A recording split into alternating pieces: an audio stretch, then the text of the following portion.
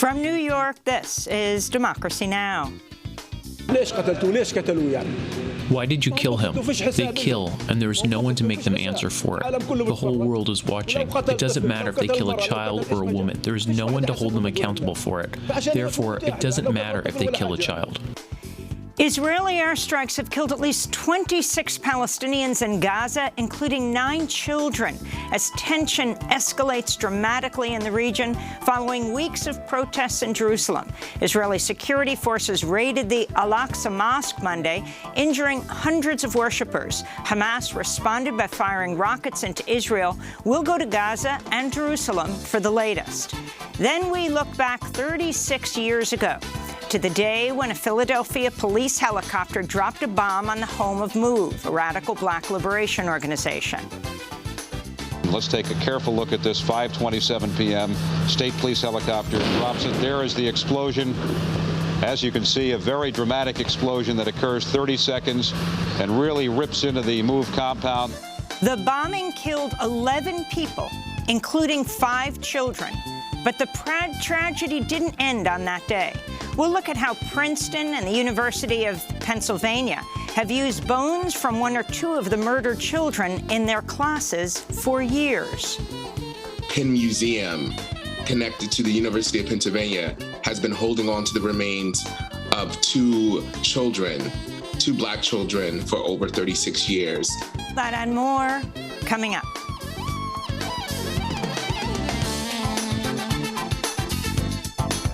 Welcome to Democracy Now!, democracynow.org, the Quarantine Report. I'm Amy Goodman. Israeli airstrikes have killed at least 26 Palestinians in the Gaza Strip, including 9 children, as tension in the region has escalated sharply over the past day. In one incident, 7 members of a single family in Gaza were killed, including 3 children. What happened here is we were sitting outside the house waiting for iftar, the breaking of the fast. An 8-month-old child was killed. Muhammad, who was getting married in 5 days after Eid, was killed. How is this the children's fault? Girls between the ages of 7 and 9 have been killed. How is this their fault? We were just sitting outside the house waiting for the call to prayer. The attacks came after 700 Palestinians were injured in Jerusalem and the West Bank by Israeli security forces Monday, including a violent crackdown inside the Al-Aqsa Mosque in Jerusalem, the 3rd holiest site in Islam. Hamas responded by firing hundreds of rockets into Israel. No deaths were reported, but police said over 24 people were injured. The tension in Jerusalem has been mounting for weeks as Palestinians have been organizing to block Israel from forcibly evicting dozens of Palestinians in the Sheikh Jarrah neighborhood of Jerusalem to give their homes to Jewish settlers. After headlines, will go to Gaza and Jerusalem for the latest. India reported another 330,000 coronavirus cases Tuesday and nearly 4,000 additional deaths, though the true tolls are likely far higher. In northern India, dozens of bodies of COVID-19 victims have washed up on the banks of the Ganges River in recent days. Residents said desperate relatives disposed of the bodies in the river after they could not find a cremation site with open space or could not afford to buy wood for a funeral pyre. On Monday, the World Health Organization declared a new, potentially more transmissible coronavirus lineage circulating widely in India is a variant of concern.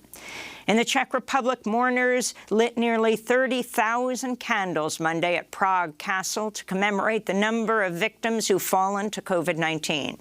The Czech Republic has the 2nd highest per capita death toll in the world from COVID after Hungary. Worldwide cases have edged down from record highs set in April, but remain at a dangerous high plateau. Case rates are highest in countries with low vaccination rates. In Geneva, World Health Organization Director General Tedros Adhanom Ghebreyesus called Monday on wealthy nations to stop hoarding vaccine doses at the expense of poorer countries. The shocking global disparity in access to vaccines remains one of the biggest risks to ending the pandemic. High and upper middle-income countries represent 53% of the world's population, but have received 83% of the world's vaccines. By contrast, Low and lower middle income countries account for 47% of the world's population, but have received just 17% of the world's vaccines. COVID-19 cases continue to fall across the United States as more of the population is vaccinated. Nearly half of U.S. residents have received at least one vaccine dose. The number testing positive each day has fallen below 40,000 for the first time since September. The Food and Drug Administration Monday granted emergency use authorization to Pfizer's COVID-19 vaccine for children as young as 12. This is Acting FDA Commissioner Dr. Janet Woodcock. We know this is a big step for our country. Vaccinating a younger population brings us closer to returning to a sense of normalcy and to ending the pandemic. The Pentagon says a U.S. Coast Guard ship fired warning shots at Iranian speedboats Monday as they approached U.S. Navy ships escorting a nuclear submarine through the Strait of Hormuz. It was the third encounter between U.S. and Iranian ships in the past month. The naval tensions came as dozens of Democratic officials wrote to President Biden asking him to revive the 2015 nuclear agreement with Iran, which former President Trump withdrew from in 2018. The officials demanded the lifting of Trump-era sanctions, writing, quote, "The only result has been a vastly expanded Iranian nuclear program, increased regional instability, near U.S.-Iran war on multiple occasions, and severe economic sanctions that have contributed to a dire humanitarian crisis inside Iran," unquote. In Colombia, as massive anti-government protests continue for a second week, the city of Cali has become the epicenter of skyrocketing violence against demonstrators by police and vigilantes. On Sunday, over a dozen protesters were wounded after they were attacked by unknown armed assailants who demanded protesters end the blockade of major highways during a series of indigenous-led actions in Cali. Right-wing President Ivan Duque Monday announced more security forces would be deployed to Cali and urged indigenous leaders to leave the city. This is one of the protesters. The president has been making some reforms and changes against the Colombian people, benefiting a few families, big banks, and big international corporations, and placing all the tax burden on the country's poorest population. Nationwide protests started on April 28th against a now-withdrawn tax reform proposed by Duque and have continued to grow amidst increasing poverty, inequity, and police brutality in Colombia. This is a member of the National Strike Committee speaking from Bogota Monday. One of the basic guarantees we asked for was respect for the constitutional right to peaceful protest, a simple social right. On the contrary, the discourse of President Ivan Duque was permissive toward the excess of the security forces. In Mexico City, hundreds of mothers whose children have been disappeared led a massive march Monday to commemorate Mother's Day and to urge the government to take immediate action against violence and to find missing people. Since the U.S.-backed war on drugs was unleashed in Mexico in 2006, over 85,000 people have disappeared. This is Marisol Esquivel, one of the mothers. The government never told me, Marisol, I am sorry for what happened to you. They have never apologized to us. They are the ones responsible for allowing the situation to continue escalating. The statistics of missing people go up every day. In Guanajuato and Celaya, 531 people disappeared in 2020. In Morocco-occupied Western Sahara, dozens of masked agents broke into the home of the renowned Sahrawi activist Sultana Khaya early Monday morning and detained 3 well-known human rights defenders. The activists say they were taken to the police station in the city of Boujdour, tortured for 2 hours, then driven to a remote location in the desert where they were dumped. The raid follows months of harassment and assaults against Sultana and her family in and around their home, where Sultana has been held under house arrest since November 19th. It's part of a wider Moroccan crackdown on Sahrawi activists this week. This comes after Axios reported Secretary of State Tony Blinken told Morocco's foreign minister during a phone call in late April that the Biden administration would not reverse President Trump's recognition of Morocco's sovereignty over Western Sahara for now. The State Department has not confirmed the report. Morocco's occupied the territory since 1975 in defiance of the United Nations and international law. U.S. recognition came as Morocco agreed to establish diplomatic relations with Israel. To see our documentary, 4 Days in Western Sahara, Africa's Last Colony, go to democracynow.org. In Italy, more than 2,000 refugees, mostly from sub-Saharan Africa, Pakistan, and Syria, have arrived on the Mediterranean island of Lampedusa within the past day. Hundreds of the asylum seekers were forced to sleep on an open-air dock after the local shelter surpassed capacity. Hundreds more have been quarantined until they're tested for COVID-19. This comes as at least 5 refugees died Sunday after their boat capsized off the Libyan coast as they attempted to reach Europe. A humanitarian aid group said there could be a newborn baby among the dead. In Russia, at least 9 people were killed and 13 others hospitalized after a pair of gunmen reportedly opened fire at a school in the city of Kazan.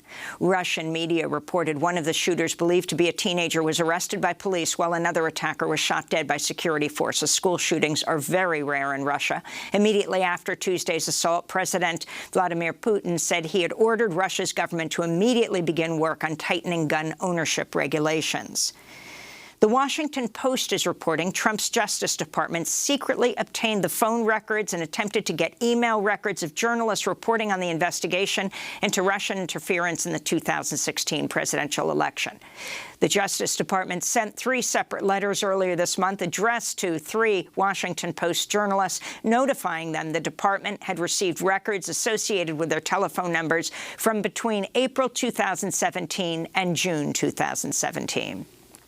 This comes as press freedom groups are denouncing the Biden administration for defending Trump's move against the Washington Post journalists and the U.S. government's ongoing push to extradite WikiLeaks founder Julian Assange from Britain.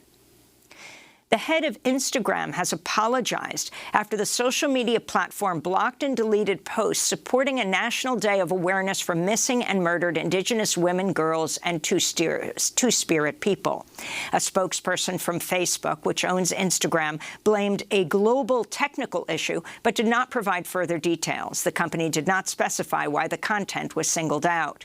Meanwhile, attorneys general from 44 U.S. states and territories wrote to Facebook Monday urging CEO Mark Zuckerberg to scrap plans to launch a version of Instagram marketed at children younger than 13.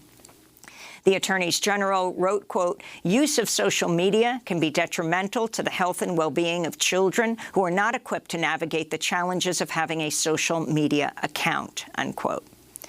The Biden administration announced Monday it's reinstating discrimination protections for transgender people accessing health care, reversing an anti-trans Trump-era policy. The move prohibits health care providers that receive federal funding from discriminating against people based on their gender identity or sexual orientation, extending from an anti-discrimination clause that's already included in the Affordable Care Act. California Governor Gavin Newsom has expanded a drought emergency to 39 more counties after the spring snowpack in the Sierra Nevadas measured well below historical averages. Several other western states are also reporting droughts. This follows a record-shattering 2020 fire season along the West Coast, fueled by the climate crisis. In Louisiana, dozens of climate activists with the Sunrise Movement have begun a 400-mile march from New Orleans to Houston, Texas, demanding lawmakers pass a civilian climate corps and provide millions of climate-friendly jobs as part of President Biden's $2.3 trillion infrastructure plan.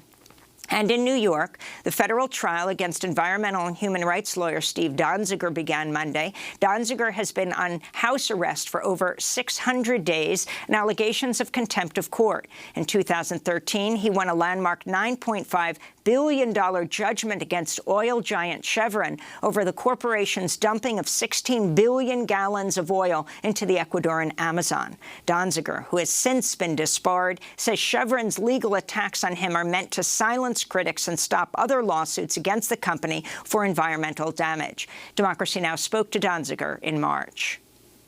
Chevron destroyed the Ecuadorian Amazon, and I was part of a legal team that held the company accountable. The decision in Ecuador has been affirmed by multiple appellate courts in Ecuador and Canada. What Chevron did is, rather than pay the judgment that it owes to the thousands of people in Ecuador that it poisoned, it's gone after me and other lawyers. The outlet Common Dreams recently reported Donziger's trial is being overseen by right-wing Judge Loretta Preska, a member of the Federalist Society. To see our full interview with Steve Donziger, go to DemocracyNow.org. And those are some of the headlines. This is DemocracyNow.org, the Quarantine Report. When we come back, Israeli airstrikes have killed at least 26 Palestinians in Gaza, including 9 children, as tension escalates dramatically. We'll go to Jerusalem and Gaza. Stay with us.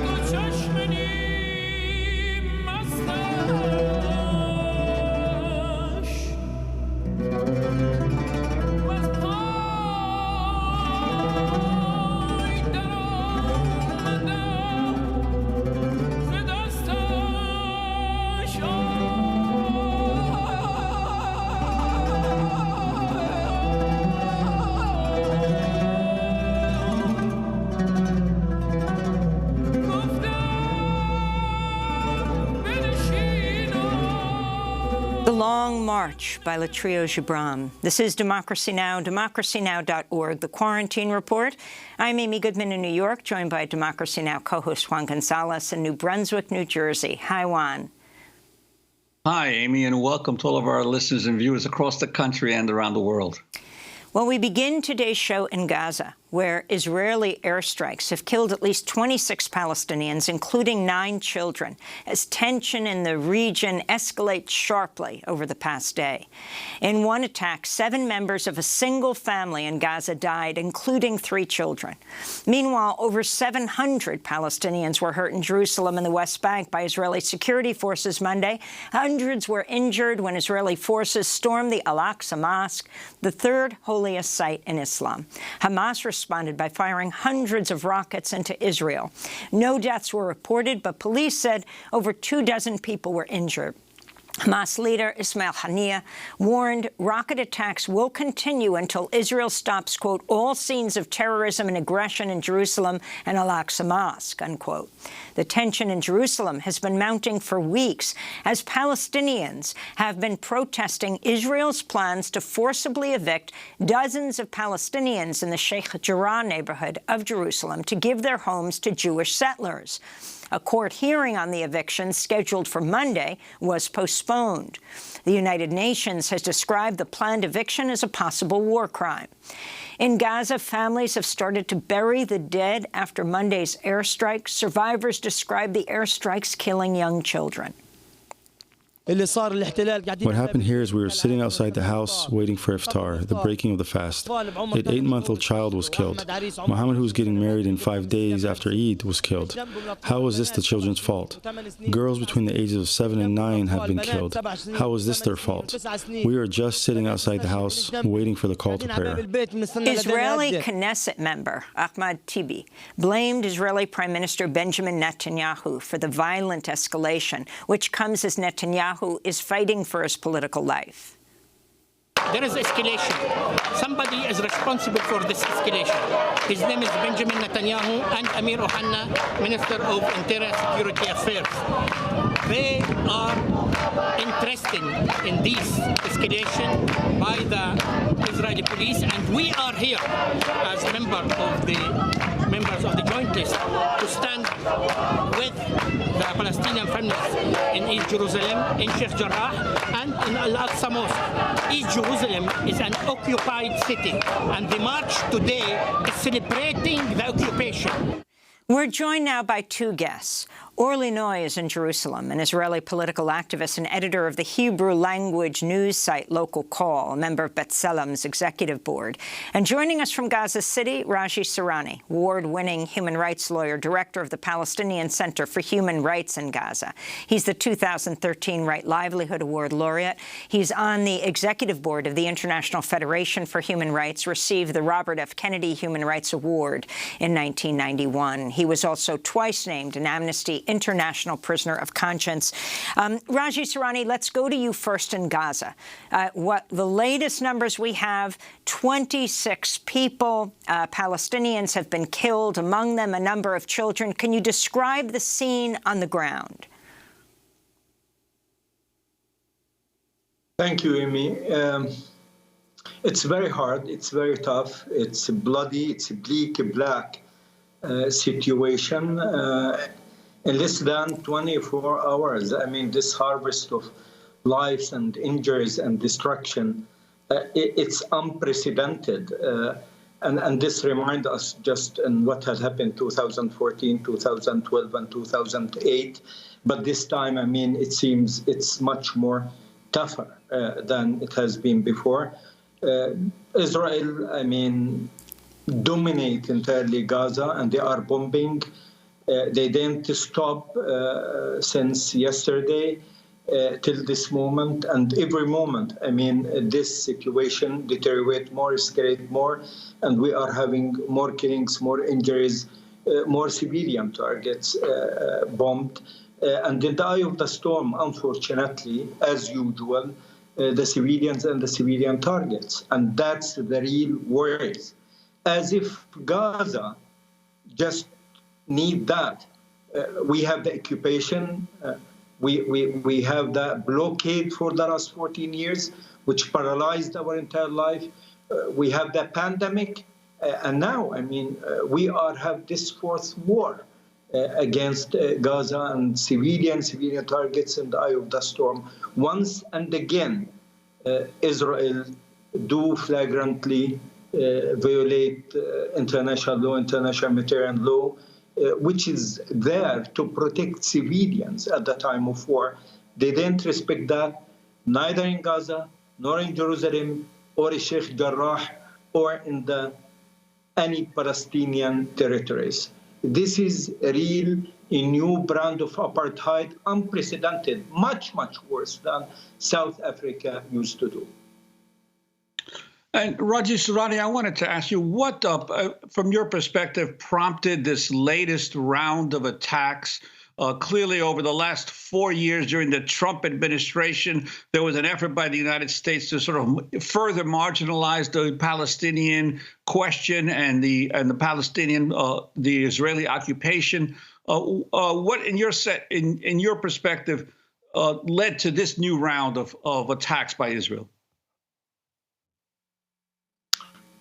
Well, I mean, this is very right-wing government, and Prime Minister Netanyahu competing how he can beat the most right extremist, I mean, in Israel. And that's why he's investing and trying his best to suppress, oppress more and more Palestinians, and to do what he is doing right now. And Trump administration gave him wonderful gift.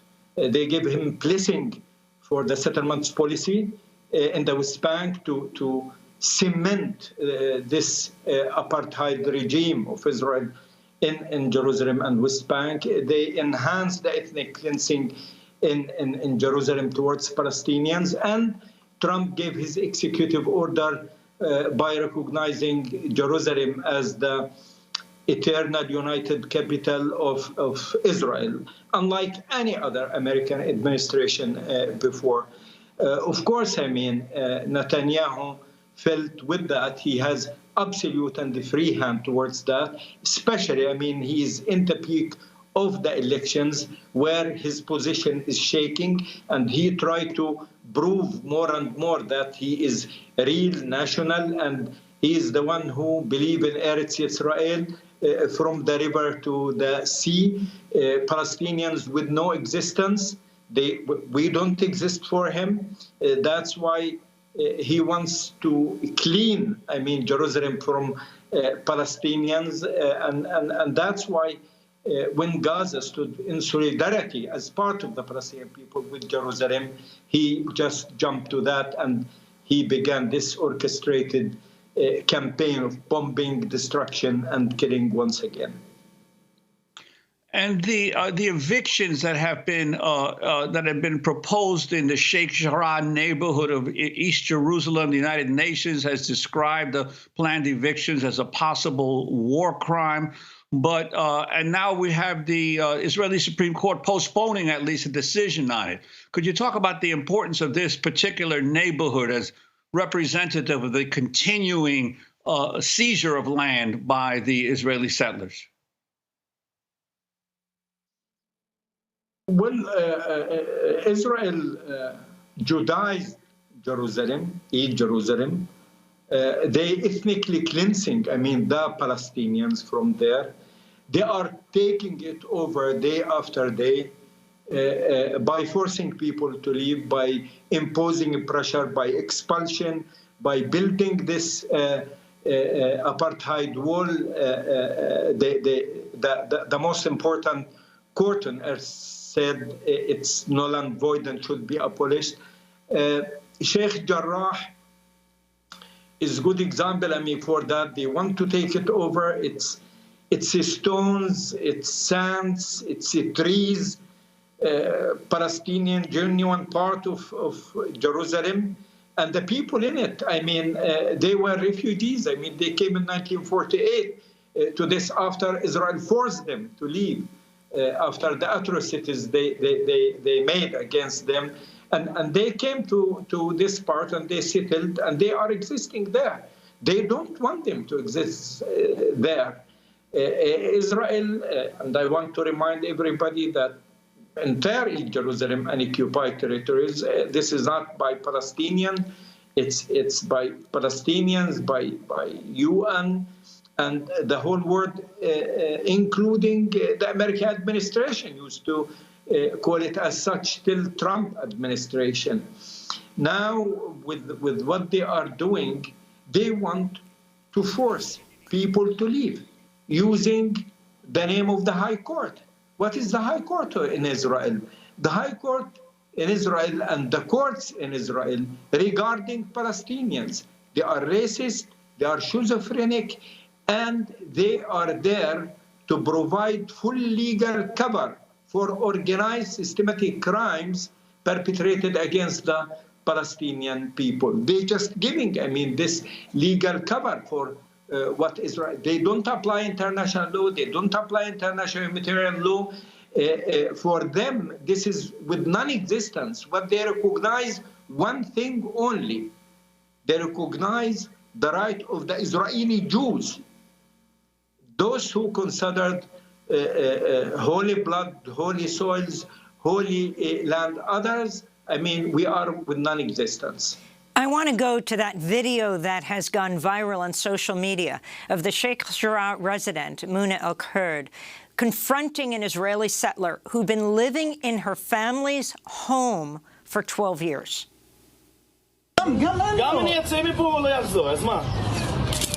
Jacob, you know this is not your house. Yes, but if I go, you don't go back. So what's the problem? Why are you yelling at me? I didn't do this. I didn't do this. But it's easy to yell at me, but I didn't do this. You are stealing my house. And if I don't steal it, someone else is going to steal it. No one is allowed to steal it, ya ammi. We spoke to Mona Al-Kurd's twin brother, Mohammed Al-Kurd, yesterday. They are resisting the forcing out of the Palestinians from Sheikh Jarrah. I wanted to bring Orly Noy into the conversation, the Israeli political activist, editor of the Hebrew language news site Local Call, member of the B'Tselem executive board. You are in Jerusalem. Explain what is happening there and the escalation, the way the U.S. media following the Israeli government media often refers to this as Hamas is shooting rockets into Israel. Give us the context before this happened. Yeah, well, we should I will get in a minute to the context of this last round of escalation, but before doing that, we need to look at the broader context of the inherent and institutionalized violence against the Palestinians, which is a constant. There is a constant war at different levels that Israel is embarking upon against the Palestinian residents of Jerusalem. First, we need to remember that the Palestinians in Jerusalem, which make about 40% of the city's population, are not citizens of Israel. And they are, as far as Israel is concerned, a sort of temporary residents of the city.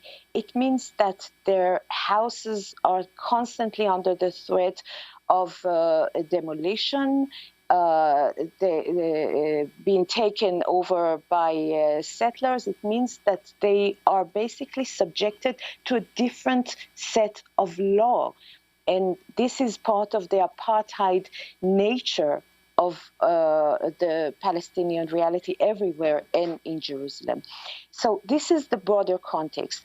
The latest round of escalation actually started with the very arbitrary and outrageous decision by the Jerusalem police to ban the Palestinians from gathering at the end of the fast during Ramadan on the wide steps outside Damascus Gate, which is one of the main gathering centers of Palestinians in East Jerusalem, certainly in the month of Ramadan, which, should be those festive evenings after the breaking of the fast, which always happened in Damascus Gate.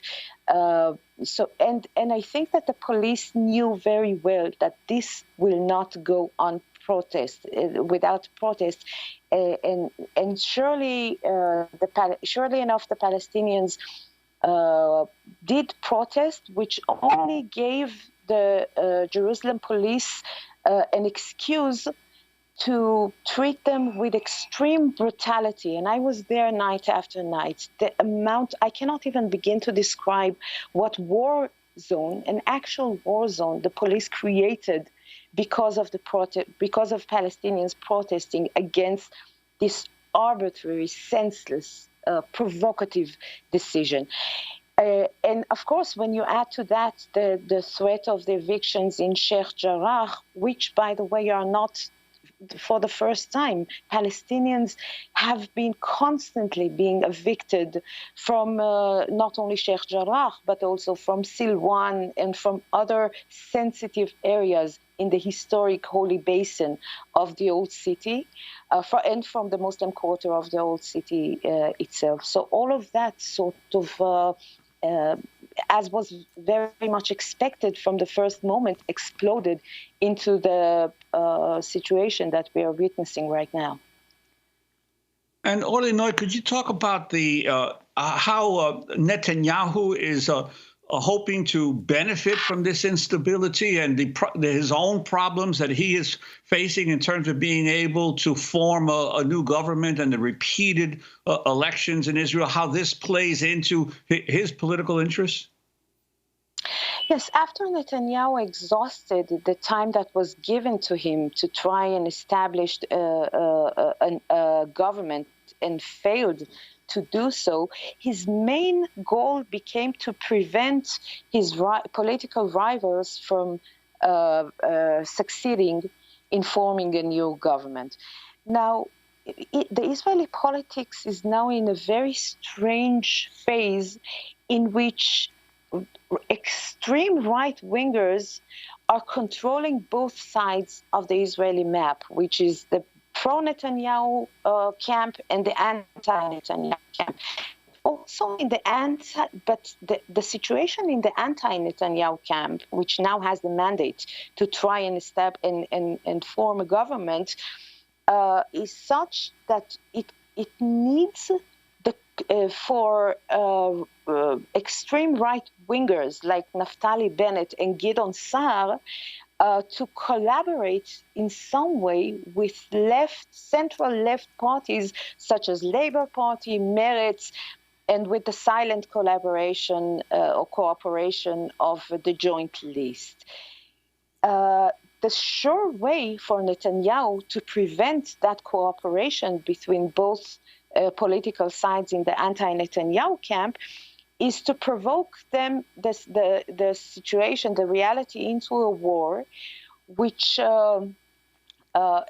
in which case it would be much more difficult, because the Bennett people, the right-wing people, Saar, Bennett, etc., they need to be accountable to their basis of voters. They want to escalate the situation. They want stronger attacks on Gaza, more violence against Palestinians, both inside and outside 48 territories, which is something, of course, that would make the cooperation with the central left side of the political map almost impossible to achieve. And at the same time, the Prime Minister, Benjamin Netanyahu, is on trial for corruption. As we wrap up, Raji Sourani, we just got word from Haaretz that it looks like 2 Israelis were just killed in Ashkelon. That's where the Hamas rockets are falling. And you have the 26 Palestinians, a number of them children, in Gaza as a result of the Israeli attacks. And finally, the response of the United States. Secretary of State Tony Blinken said Hamas needs to end the rocket attacks immediately and added all sides need to de-escalate. What do you think has to happen now? And specifically, what are you demanding of the U.S. government? To have an end for this bloody, prolonged military occupation. That's the issue.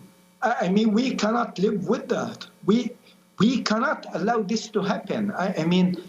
I cannot understand or digest how international community seeing these war crimes, the crimes against humanity, happening once and again.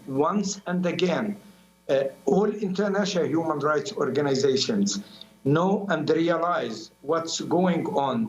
This is a new brand of apartheid. There is need to have an end for this conflict. It's a time, to have something simple apply in this part of the world. Rule of law, make accountability, all what we need, peace. No one on earth in need for peace more than the suppressed and the oppressed.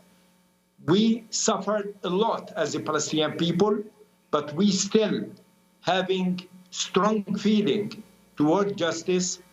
We want peace based on international law, international humanitarian law. What we need, simple thing, end of the occupation. What we need, end of this aggression. Israel should be held accountable, and U.S. can deliver. It's enough what the American administration did for Israel, providing them full political immunity against the crimes they are doing once and again against Palestinians. ICC as well will be one of the places where these Israeli war criminals will be held against all the crimes they committed against the Palestinian civilians in the occupied territories, against the ethnic cleansing, against the settlements policy, against the atrocities. I mean, they are making day and night. Raji Sourani, I want to thank you very much for being with us, a human rights lawyer, director of the Palestinian Center for Human Rights in Gaza. Please be safe. And Orly Noy, Israeli political activist, editor of the Hebrew language news site Local Call, also a member of the human rights group B'Tselem's executive board. When we come back, we look back 36 years ago this week, to the day when a Philadelphia police helicopter dropped a bomb on the home of MOVE, a radical black liberation organization, killing 11 people, including 5 children. But the tragedy didn't end on that day. We'll look at how Princeton and the University of Pennsylvania have used bones from 1 or 2 of the murdered children in their classes for years. Stay with us.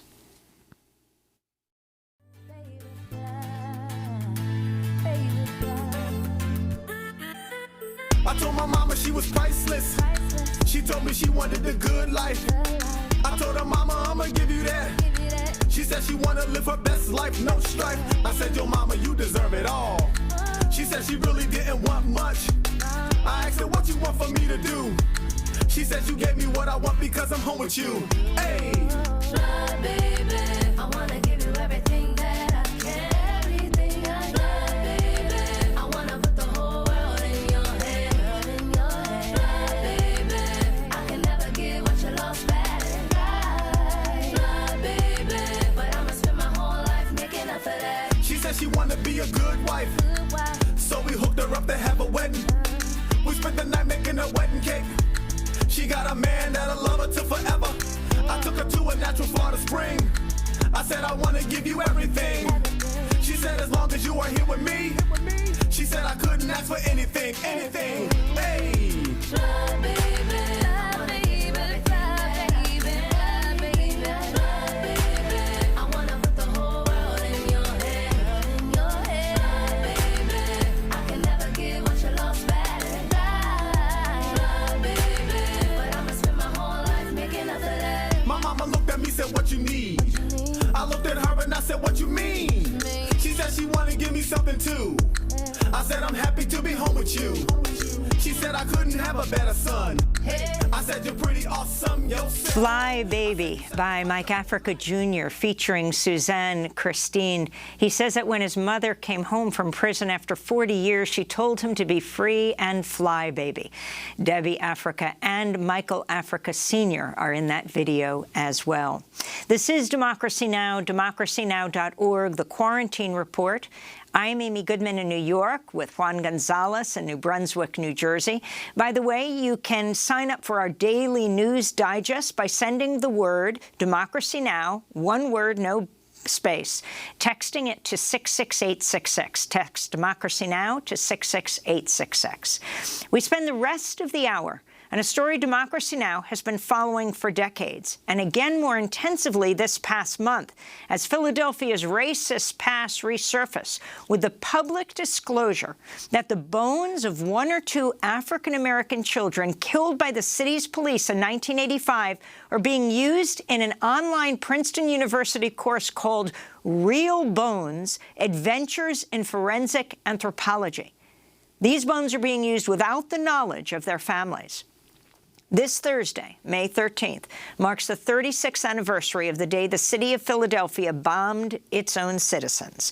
On that day, in 1985, police surrounded the home of MOVE, a radical black liberation organization that was defying orders to vacate. Police flooded the home with water, filled the house with tear gas, blasted the house with automatic weapons, all failing to dislodge the residents. Finally, police dropped a bomb on the house from a helicopter, killing 11 people, 6 adults and 5 children. The fire burned an entire city block to the ground, destroying over 60 homes. This is how the bombing was initially reported in Philadelphia on WCAU-TV. I've just been advised that we have new videotape of the episode that apparently ended, we think ended, the MOVE situation tonight, the dropping of an incendiary device. And let's take a careful look at this. 5:27 p.m. State police helicopter drops it. There is the explosion. As you can see, a very dramatic explosion that occurs 30 seconds and really rips into the MOVE compound. There you see the bunker, which soon will go up in flames. And that was the explosion close up. Now, if there's anybody there, standing there, it's obvious they couldn't survive that explosion. So that was May 13th, 1985. The police bombing came after an earlier standoff with MOVE in 1978, ended in a hail of police gunfire, leaving 1 police officer dead. MOVE members say they didn't fire a shot and that the officer, the officer was a victim of friendly fire. Former mayor of Philadelphia, Wilson Goode, concurred with that conclusion. Nevertheless, 9 of them were convicted of his murder and given life sentences. One of them, Debbie Africa, secretly gave birth in her cell just 5 weeks into her sentence. She managed to keep her son, Mike Africa Jr., with her for 3 days before alerting the guards. 7 of the MOVE 9 are now free. after serving 40 years. 2 died in prison. In a minute, we'll be joined by Mike Africa Jr. Last month, Philadelphia activist and writer Abdulali Muhammad learned the bones from 1 or 2 of the children killed by the police in that 1985 moon bombing, Trey and Delisha Africa, were being used by Princeton University and the University of Pennsylvania's Penn Museum of Archaeology and Anthropology in an online video course. In the video, Penn Museum curator Janet Monge handles the bones and calls them, quote, juicy, meaning that you can tell that they're of a recently deceased individual, she said. This comes as press accounts from 1985 say that Tree's remains, she was 14, were buried along with those of her half-sister Zanetta not long after the conclusion of an official inquiry. The remains of the other children, including Delisha, were reportedly handed over to a state senator who ran a funeral home and had them buried in unmarked graves. But if the bones of Tree and Delisha were buried in 1985, how did they end up in Janet Monge's hands 36 years later? Well, for more on these developments and what the children's families are calling for, we're going to Philadelphia to speak with Abdulali Muhammad, who helped reveal how the remains were being used after they first called for the Penn Museum to repatriate the skulls of enslaved people held in its Morton collection. Also joining us, Mike Africa Jr., host of the podcast On a Move with Mike Africa Jr., and co-author of the new book, 50 Years on a Move. We welcome you both to Democracy Now! Abdulali Muhammad, let's begin with you. I mean, your reporting on what has happened to these bones in the Philadelphia Inquirer and other places is key to understanding what's taken place. How is it possible that Princeton and the University of Pennsylvania have been using these bones to educate students about, adventures in anthropology? I mean, it's gross. You ask how is it possible? We still don't know all the details about what happened in terms of the chain of custody of the bodily remains of Tree and Delisha Africa. What we know, according to archival research and the work that I have been doing, is that in the days after the bombing, the days after the state murder of 11 Black people in Philadelphia, Alan Mann, who was a professor at Penn, who was a bioanthropologist, was hired by the medical examiner's office to help in determining who the remains belonged to. Because like you said earlier in this segment, that the bomb then burned and causing a destruction of 2 city blocks, the killing of 11 people. The city, in its efforts to get the remains from the crime scene in the days following, basically used machinery and mangled bodies instead of carefully gathering the remains of people. And so the medical examiner needed help in figuring out who these remains belonged to. Alan Mann was hired by the medical examiner's office to work for a day and some change to help identify remains. And Janet Monge was a PhD student at the time, and so assisted Mann in helping identify remains.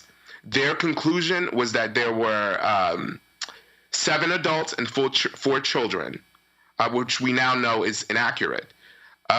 Months later, Mayor Wilson Goode creates the MOVE Commission to look into what the events in the bombing. The MOVE Commission hires a forensic specialist named Dr. Ali Hameli from Delaware. Dr. Ali Hameli examines the remains and concludes in a report that there are the remains of 6 adults and 5 children. And we know from archival information and documentation that Hameli has to re-examine the remains because Mann challenges the findings in the press. So now Hameli re-examines the remains in November of 1985 with 2 other people and reaffirms his earlier report, which is that these remains are of 5 children and 6 adults. And the remains that were said to have been unidentifiable belonged to Tree Africa. And there were some other remains that there were questions about.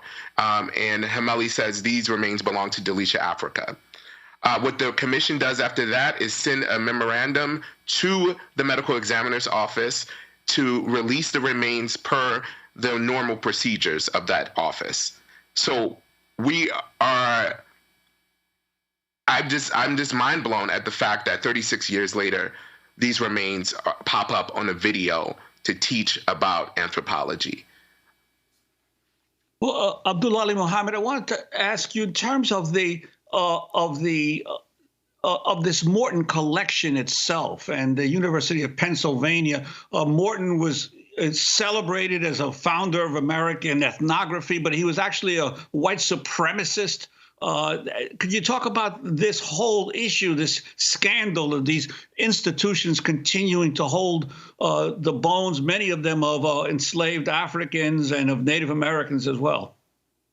Yeah, sure. I mean, like you said, Morton was a white supremacist physician who amassed a collection of skulls in the late 1700s and 1800s. And Morton's, research or race science was based on this notion that humans had different ancestors, right? That different races had different ancestors.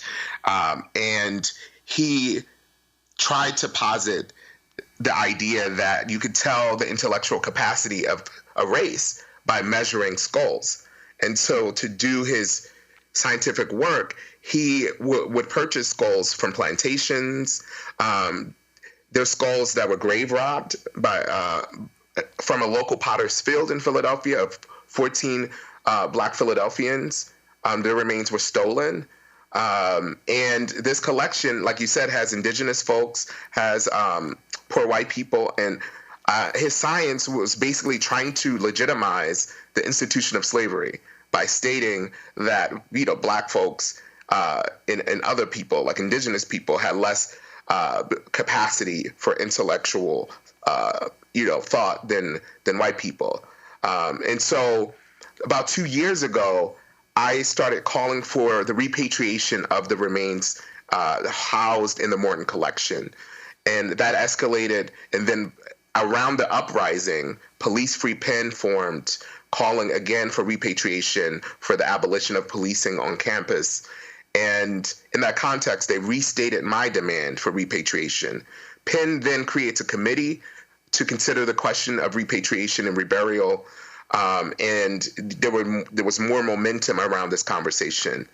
Then almost a year later, Paul Wolf Mitchell, a PhD student, then identifies, they don't just have the 53 crania that we originally thought they had, right? 51 crania from a plantation in Cuba, in Vedado, and then 2 from Black folks in the U.S. They additionally have 14 crania of Black Philadelphians grave robbed from Franklin Field, which is a part of Penn's campus. It's an athletic field that used to be a burial site. And so when that happened, it reignited the call for repatriation. There was a protest, and there were, demands stated at that protest to repatriate the remains, or if they can't be repatriated, to give them to descendant communities to bury them. And after that happened, that's when the story came to me about Penn Museum's possession of Tree and Delicia's remains. I'd like to bring in Mike Africa Jr. to the conversation. Mike, how are the families and the MOVE community processing and responding to these latest developments on what happened with the remains of 2 of the children in the bombing? Well, first of all, thank you for having me on the show to put out this information. The people in our family, as you can imagine, are still very shaken up and disturbed and traumatized, re-traumatized. We were supposed to do this thing this year because the city council, city councilwoman Jamie Gaultier pushed for an apology from the city council and the city of Philadelphia for dropping the bomb. And there was this like possible opportunity to like really start talking about how we can reconnect and recommit and reobserve and all of these things for what happened on May 13th, 1985.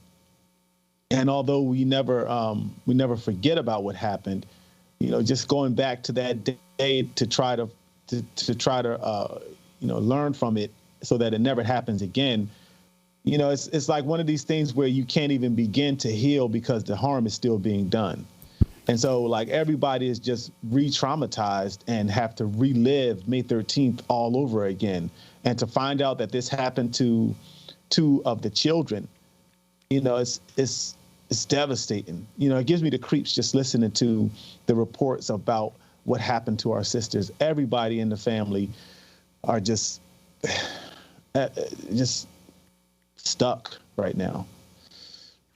In fact, Mike, you knew Tree, you knew Delisha, you lived and played with them on a farm in Virginia. Yeah, I did. We lived for years.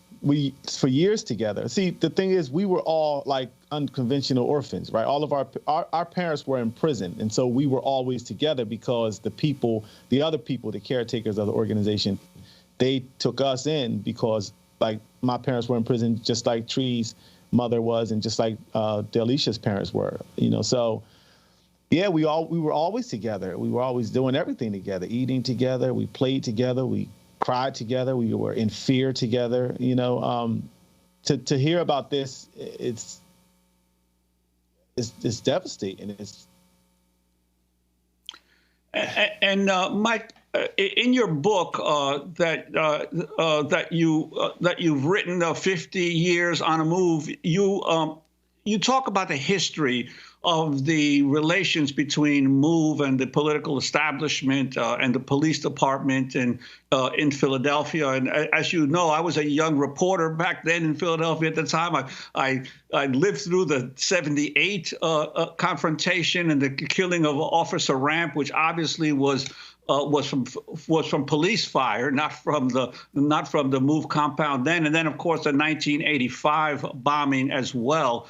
Could you talk about the situation back then, especially under Mayor Frank Rizzo? I recall after the 78 shootout when Delbert Africa was publicly beaten in the streets, almost senseless by a group of police officers, that the head of the NAACP at the time, Alfonso Deal, who later became a state representative, said at that time he publicly called for an investigation of police abuse. And Mayor Rizzo went on the 6 o'clock news and said, "As for Al Deal, I want a piece of him myself." That was the kind of mayor that Frank Rizzo was back then. And can you talk about the climate that and how MOVE became a lightning rod of police abuse in those days? You know, much like the Black Panthers and other organizations that wanted to see change, that's what MOVE was doing. That's what John Africa was about, trying to make some kind of change because of the conditions of Black people's living, and not just Black people, but poor whites and animals and the environment. We need a change, and that message was so like strong. And when you try to make change, when you try to do something to upset the current establishment and try to just take us in a new direction because what's happening is wrong, they don't want these things to change. They want to stay in this position of power, in this position of control. And so when anybody try to speak up, it ain't just MOVE that will run into these obstacles and this wall of police and this wall of politicians and just trying to stop you from putting out this information.